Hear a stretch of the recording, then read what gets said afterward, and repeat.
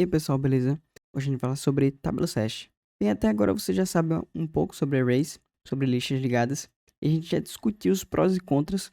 Discutimos como as linked lists podem ficar maiores e menores, mas ocupam um tamanho maior. As arrays são muito mais simples de usar, mas são mais restritivas, pois temos que definir o tamanho do array logo no início e depois a gente fica preso a ele. Mas com isso a gente praticamente esgotou os tópicos sobre linked lists e arrays. E nós também. Então a gente pode fazer algo mais criativo. Isso dá a ideia de a gente fazer uma tabela hash. Então, em uma tabela hash, a gente vai combinar um array com a lista ligada.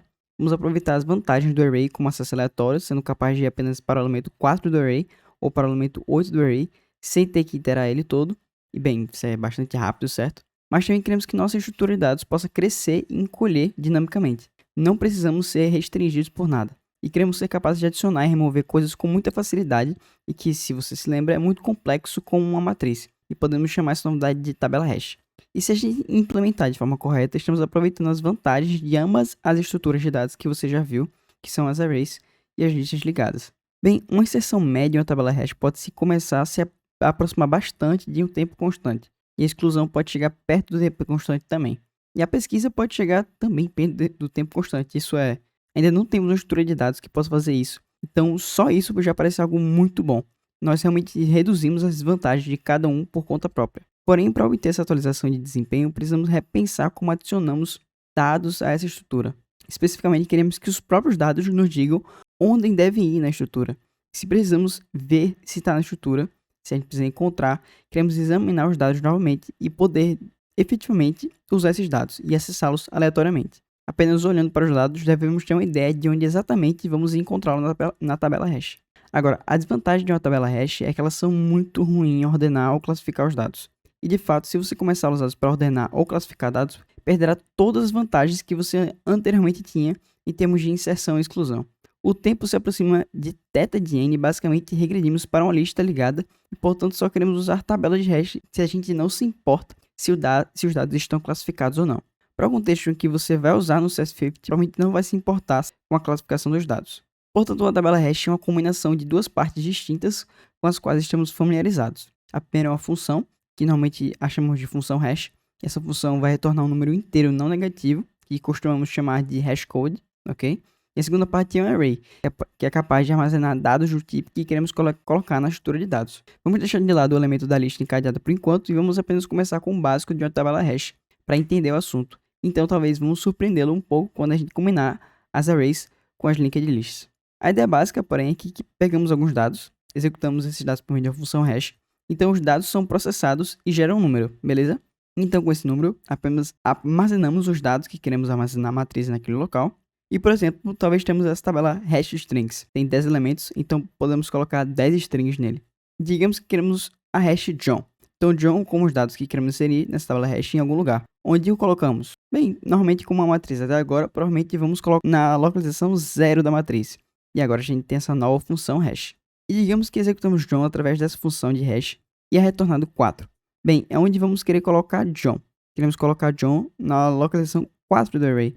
Porque se fizermos o hash de John novamente, digamos que mais tarde queremos pesquisar e ver se John existe na tabela hash, tudo que precisamos fazer é executá-lo através da mesma função de hash, que vai obter o número 4 e seja capaz de encontrar John imediatamente em nossa estrutura de dados. Isso é excelente. Digamos agora que façamos isso de novo. A gente quer hash Paul. Queremos adicionar Paul a essa tabela de hash. Então, digamos que dessa vez a gente vai executar Paul através da função hash e o hashcode que vai ser gerado vai ser 6. Bem, agora podemos colocar Paul no array local 6. E se precisamos verificar se Paul está nessa tabela hash, tudo que a gente precisa fazer, mais uma vez, é executar Paul pela função hash novamente e a gente vai obter 6. Então vamos olhar para a posição 6 do array. Paul está lá? Se sim, ele está na tabela hash. Paul não está, então ele não está na tabela hash. Bastante simples e objetivo. Bem, mas como é que você define uma função hash? Bem, realmente não há um limite para o número de funções de hash possíveis. Na verdade, existem vários muito bons na internet. E há uma série de muitos ruins na internet também. Também é fácil de escrever um péssimo. Então, o que compõe uma boa função de hash? Bem, uma boa função de hash deve usar apenas os dados sendo hash e todos os dados sendo hash. Portanto, não queremos usar nada, não incorporamos nada além dos dados. E queremos usar todos os dados, não queremos usar apenas um pedaço, a gente quer usar tudo. Uma função hash também deve ser determinística. O que é que isso significa? Bem, isso significa que toda vez que passamos exatamente o mesmo pedaço de dados para a função hash, a gente sempre vai obter o mesmo código hash. Se eu passar John para a função hash, vai retornar 4. E eu tenho que ser capaz de fazer isso 10 ou 100 mil vezes, ou quanto for. Eu sempre tenho que obter 4. Portanto, nenhum número aleatório pode efetivamente estar envolvido em nossa tabela hash, em nossas funções hash. E nossas funções hash também devem distribuir dados uniformemente. Se toda vez que você executar dados por meio da função hash obtiver o hashcode 0, provavelmente não vai ser tão legal assim, certo? Você provavelmente deseja uma grande variedade de códigos hash. Também as coisas podem ser espalhadas por toda a mesa. E também seria ótimo se dados realmente semelhantes como John e Jonathan talvez fossem espalhados para pesar locais diferentes na tabela hash. Isso seria uma boa vantagem. Então aqui está um exemplo de uma função hash. Eu escrevi esse aqui antes. É uma função de hash particularmente boa por razões que realmente a gente não vale a pena lembrar agora. Mas você vê o que está acontecendo aqui? Parece que estamos declarando uma variável chamada sum e definindo igual a 0. Então, aparentemente, estou fazendo algo desde que strj não seja igual a barra invertida 0. Tá, mas o que eu estou fazendo aqui? Isso basicamente apenas diz outra maneira de implementar e detectando quando você atingiu o final da string. Portanto, não preciso realmente calcular o comprimento da string. Eu estou apenas usando quando acerto o caractere da barra invertida a 0, sei que cheguei ao final da string, então eu vou continuar iterando para essa string adicionando strj, a soma, e no final do dia, a soma mod hashmax. Basicamente, o que eu estou fazendo aqui é somar todos os valores ASCII da minha string e em seguida retornar algum código hash modificado por hashmax. É provavelmente o tamanho da minha matriz. Não quero obter códigos hash se minha matriz for de tamanho 10. Não quero obter código hash 11, 12, 13. Também não posso colocar coisas nesses locais da matriz. Isso ia fazer dela ilegal. E eu ia sofrer uma falha de segmentação. Agora aqui vai outra parte rápida. Geralmente você provavelmente não vai ter que escrever suas próprias funções hash. Na verdade é um pouco de arte e não de ciência. E há muito que vai para eles. A internet, como eu disse, está cheia de funções hash realmente boas e legais. E você deve usar a internet para encontrar essas funções. Porque é realmente uma perda de tempo e desnecessário criar suas próprias. A roda já foi inventada. Você pode escrever algo simples para fim de teste, mas quando você realmente vai começar a fazer hash de dados e armazená-las em uma tabela hash, você provavelmente vai querer usar uma função que já foi inventada e gerada, né? E não esqueça de citar suas fontes. Não há razão nenhuma para plagiar nada aqui. Só um adendo que a comunidade da ciência da computação e programação em geral está definitivamente crescendo cada vez mais. E realmente valoriza o open source, código aberto. É muito importante citar as fontes quando você está usando elas. Porque as pessoas que as criaram podem obter o crédito pelo trabalho que estão fazendo em benefício da comunidade. Portanto, sempre tenha certeza, e não apenas para a função de hash, mas para qualquer outra coisa como bibliotecas, outras fontes externas, dê crédito à pessoa, ao projeto que fez parte do trabalho para que você não precise fazê-lo mais. Tá, então vamos sair desse assunto e vamos voltar um pouquinho. Ok, então vamos revisitar essa tabela hash por um segundo. Foi aqui que paramos depois que a gente inseriu John e Paul nessa tabela hash. Você vê qual é o problema aqui? Você pode ver dois, mas em particular você vê que esse é um possível problema. E se eu fizer o hash de Ringo e depois processar os dados por meio da função hash Ringo também gerar o código hash 6? Eu já tenho os dados no código hash, a localização da matriz 6. Então provavelmente vai ser um pouco complicado para corrigir esse problema, certo? A gente chama isso de colisão. E a colisão ocorre quando os dois dados passam pela mesma função hash e produzem o mesmo código. Presumivelmente ainda queremos obter os dois dados na tabela de hash e, caso contrário, não estaremos executando Ringo arbitrariamente por meio da função hash. E presumivelmente também queremos colocar Ringo nesse array. Mas como é que a gente pode fazer isso se ele e Paul produzem o mesmo hashcode 6? A gente não quer sobrescrever Paul, mas a gente também quer que Paul esteja lá dentro. Portanto, a gente precisa encontrar uma maneira de obter elementos na tabela hash que ainda preserve nossa inserção e consultas rápidas. E uma maneira de lidar com isso é fazer algo chamado de sondagem linear. Bem, usando esse método, se tivermos alguma colisão, o que a gente faz? Bem, não podemos colocá-la no local seja matriz ou em qualquer hashcode gerado. Então, vamos colocar no hashcode mais 1. E se estiver cheio, vamos colocar no hashcode mais 2. O benefício disso é se ele não estiver exatamente onde pensamos que ele é, e temos que começar a procurar, talvez a gente não precise ir muito longe. E a gente não tem que procurar todos os N elementos da tabela hash para achar ele. A gente só tem que achar e procurar em alguns deles.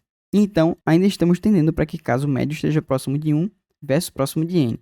Então, isso talvez funcione. Então, vamos ver como isso pode funcionar na realidade. E vamos ver se também possamos detectar o problema que pode ocorrer aqui nesse caso também. Então, digamos que misturamos Bart. Agora, vamos executar um novo conjunto de strings através da função hash. Executar Bart através da função hash, a gente obtém o hashcode 6 também. Vamos dar uma olhada. Vemos que 6 está vazia e a gente pode colocar Bart lá. Agora, nós também fazemos o hash em lisa e isso também vai gerar o hashcode 6. Bem, agora que estamos usando esse método de sondagem linear, começamos em 6 e vemos que 6 está cheio. Não podemos colocar lisa no 6, na índice 6. Então, para onde a gente vai? Vamos para o 7. 7 está vazio, então funciona. Massa, legal. A gente vai colocar lisa lá. Agora a gente fez o hash de Homer e obtemos 7. Ok, bem, mas a gente sabe que 7 tá cheio pela Lisa agora. A gente não pode colocar o Homer lá. Então vamos pro 8. 8 tá disponível? Tá sim. E 8 tá perto de 7, então se tivermos que fazer uma busca, não precisamos ir muito longe para achar o Homer.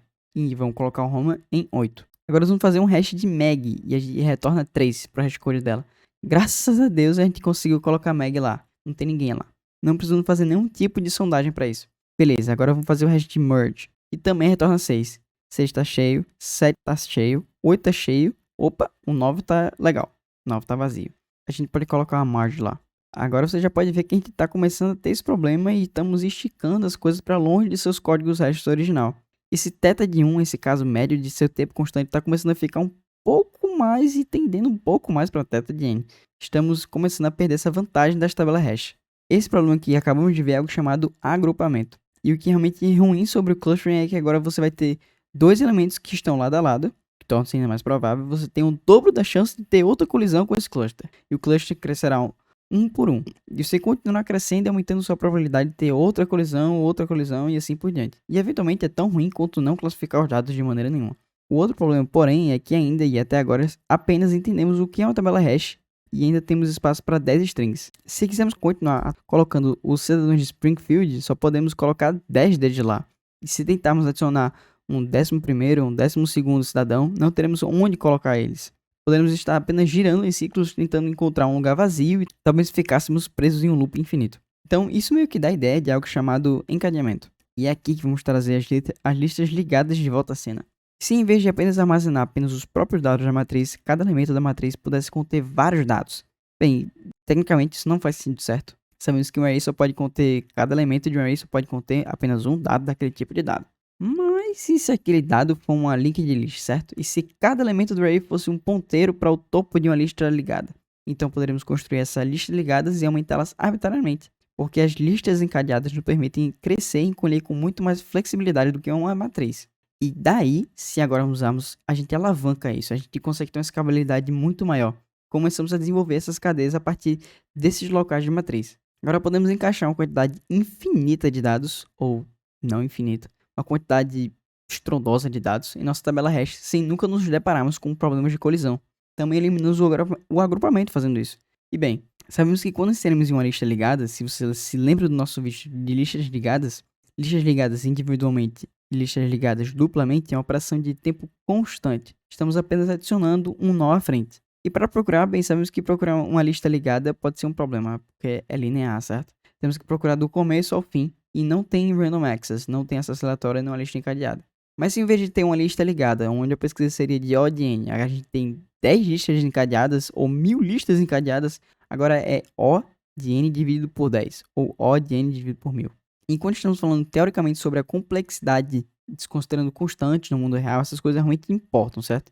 Na verdade, perceberemos que isso acontece 10 vezes mais rápido ou 1000 vezes mais rápido, porque estamos distribuindo uma cadeia longa por 1000 cadeias menores. E assim, cada vez que tivemos que pesquisar em uma dessas cadeias, podemos ignorar as 99 cadeias, no qual a gente não se importa e apenas seguir naquela, que em média é 1000 vezes mais curto. Então, estamos tendendo para esse caso médio de ser tempo constante, mas apenas porque estamos aproveitando a divisão por algum grande fator constante. Vamos ver como isso realmente pode aparecer e funcionar. Portanto, essa era a tabela hash que tínhamos antes de declarar uma tabela hash capaz de armazenar 10 strings. A gente não vai mais fazer desse jeito. A gente já conhece as limitações desse método. Agora nossa tabela hash vai ser uma matriz de 10 nós, ponteiros para cabeças para heads de listas ligadas. E agora é nulo. Cada um desses 10 ponteiros é nulo. Não há nada em nossa tabela hash agora. Vamos começar a colocar algumas coisas nessa tabela hash. E vamos ver como esse método vai nos beneficiar um pouco. Vamos agora o hash Joey. Vamos executar a string Joey por meio da função hash e vamos retornar 6. Beleza, o que a gente faz agora? Bem, trabalhando com linked lists, não estamos mais trabalhando com arrays. E quando estamos trabalhando com linked lists, sabemos que precisamos começar a alocar espaço dinamicamente e construir as cadeias, as chains. É mais ou menos assim, esses são os elementos centrais da construção de uma lista ligada. Então vamos alocar espaço dinamicamente para Joey e vamos adicionar ele à cadeia. Agora veja o que fizemos. Quando fazemos o hash de Joey, obtemos o hashcode 6. Agora o pointer do local da matriz 6 aponta para o início de uma lista encadeada. No momento é o único elemento da lista encadeada. E o nó nessa lista é vinculada é Joey. Então, se precisarmos procurar Joey mais tarde, apenas hash Joey novamente, obtemos 6 novamente, porque nossa função hash é determinística. Então, começamos no início da lista vinculada, apontada pelo local seja a matriz, e podemos iterar tentando encontrar Joey. E se construirmos nossa tabela de hash de forma eficaz, nossa função de hash de forma eficaz também, ou também eficaz para distribuir bem os dados, em média, cada uma dessas listas ligadas em cada localização de array terá 1/10 do tamanho de se estivéssemos apenas com a única lista ligada, enorme com tudo nele. E se a gente distribuir essa enorme lista ligada em 10 listas ligadas, cada lista terá 1/10 do tamanho e, portanto, 10 vezes mais rápido para pesquisar. A gente faz isso de novo e vamos para o hash ROS. E digamos que ROS, quando a gente faz isso de novo, o hash que a gente recebe é 2. Bem, agora alocamos dinamicamente um novo nó, colocamos o ROS nesse nó, dizemos que a localização 2 da matriz, em vez de apontar para nulo, aponta para a cabeça para o head de uma lista ligada, cujo único nó é ROS. E podemos fazer isso mais uma vez, podemos fazer o hash de Rachel, por exemplo, e obter o hashcode de 4, um malloc de um novo nó, colocar Rachel no nó e dizer que essa localização de matriz 4 agora aponta para o início de uma lista ligada, cujo único elemento é Rachel. Tá, mas e o que acontece se a gente tiver uma colisão? Vamos ver como a gente lida com colisões usando um método de encadeamento separado. Vamos fazer o mesmo com o Phoebe. A gente obtém um hashcode de 6. Em nosso exemplo anterior, estamos apenas armazenando as strings no array. Isso foi um problema. A gente não quer sobrecarregar Joey. E já vimos que podemos ter alguns problemas de agrupamento se tentarmos passar e sondar eles. Mas se apenas tratarmos isso da mesma maneira, certo? É como adicionar um elemento ao início de uma lista ligada.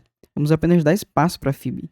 Diremos que o próximo ponteiro de Phoebe aponta para um antigo head da lista ligada e em seguida 6 aponta para um novo head da lista ligada.